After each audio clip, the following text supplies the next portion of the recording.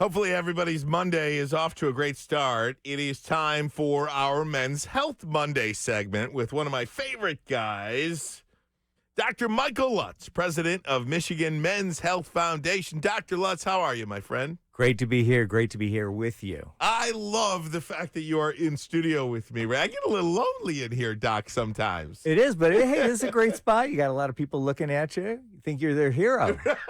How about it? Well, we want you to be some people's heroes today because one of the things that we are trying to do with this segment is bring awareness to men's health issues. And what a great story today. Deion Sanders saying he is cancer-free. He had bladder cancer and had surgery for that. And he says he did a press conference with his doctor and said he is cancer-free. Remarkable stuff, but bladder cancer, very serious topic. Yeah, it's actually really common. About 85,000 people will get it every year in the United States.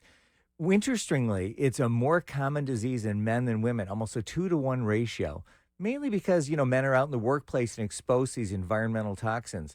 Smoking, alcohol, environmental toxins, it's really an environmental disease. And the first sign of it is typically blood in the urine or a change in your urinary symptoms. Blood in the urine feels like the most aha moment for many of these issues when it comes to men's health. Yeah, if you've ever seen blood in your urine, it wakes you up. And there's no more call to action than that. I had that happen to me once when I was in my 20s for a different reason.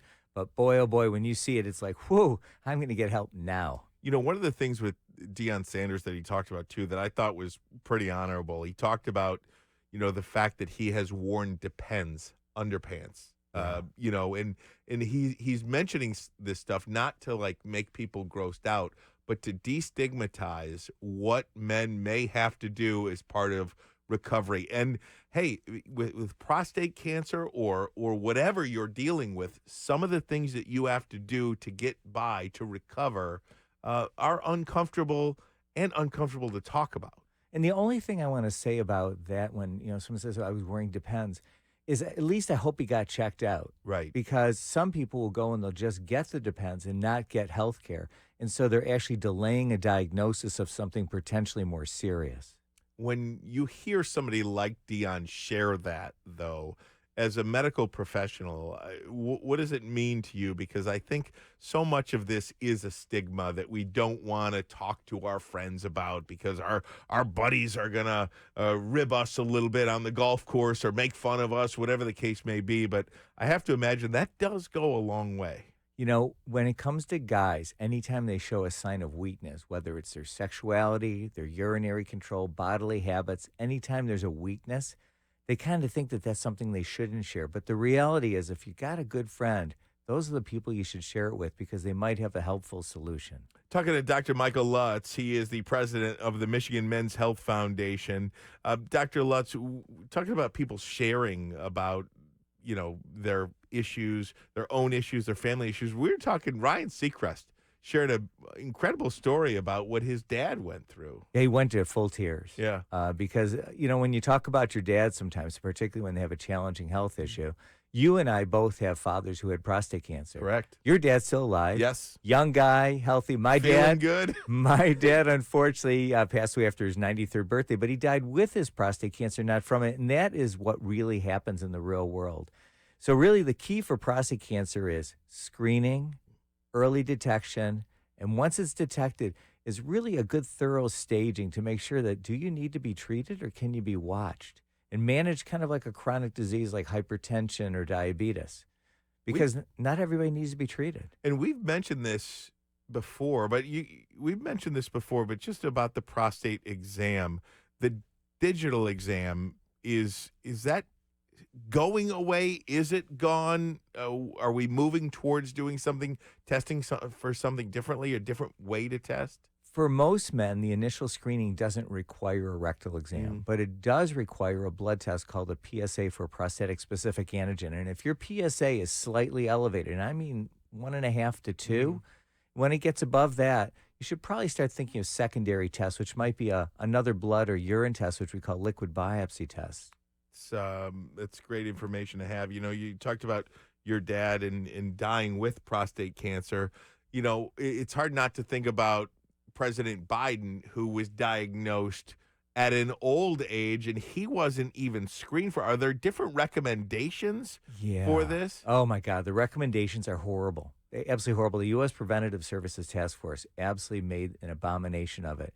What happened is there is no screening guidelines for any man above the age of 70. That's incredible. Right, which means that if you are above 70, we're now saying that if we don't diagnose you, now 8% of the men who are now being diagnosed with prostate cancer are found to have the same stage disease as former President Biden.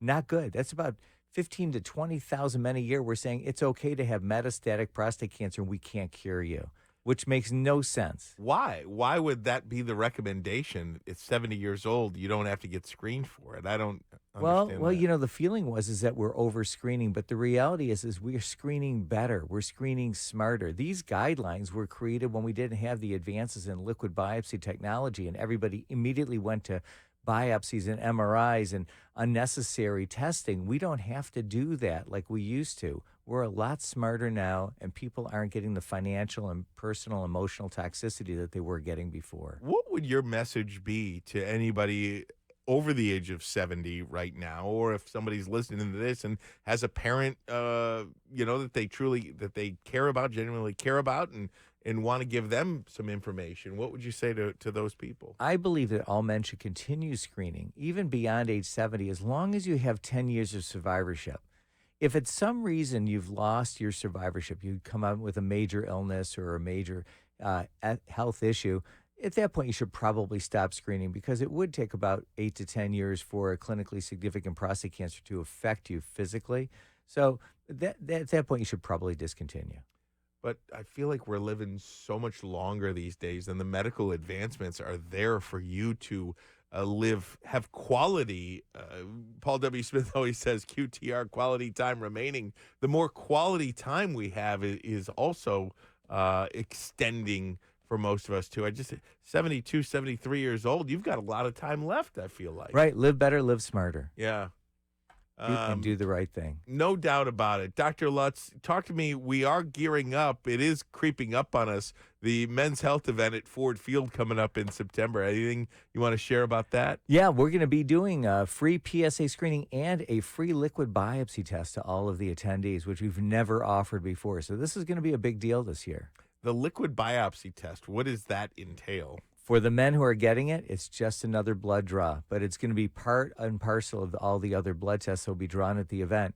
We just send it to a separate laboratory that'll be running this test, and we'll be collecting the information afterwards so that we can actually advise men properly on how the next step in screening and treatment should occur. How many years is this for the Michigan Men's Health event at Ford Field? 2011 was our first year. Wow. That's incredible. And here's the best statistic. We held an event, a men's health event in 2020 during COVID at the Michigan State Fairgrounds as a drive-through event with full PPE.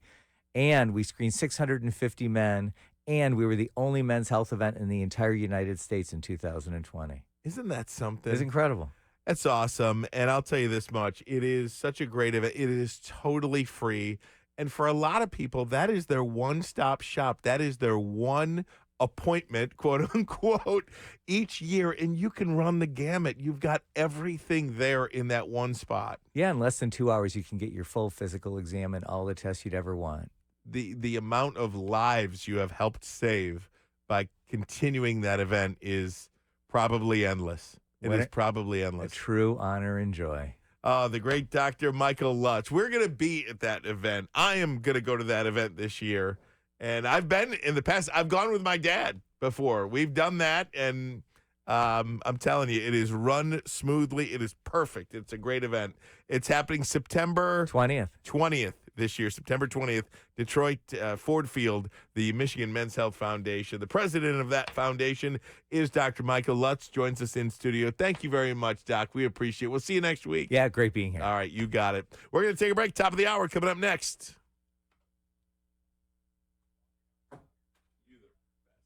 Thanks.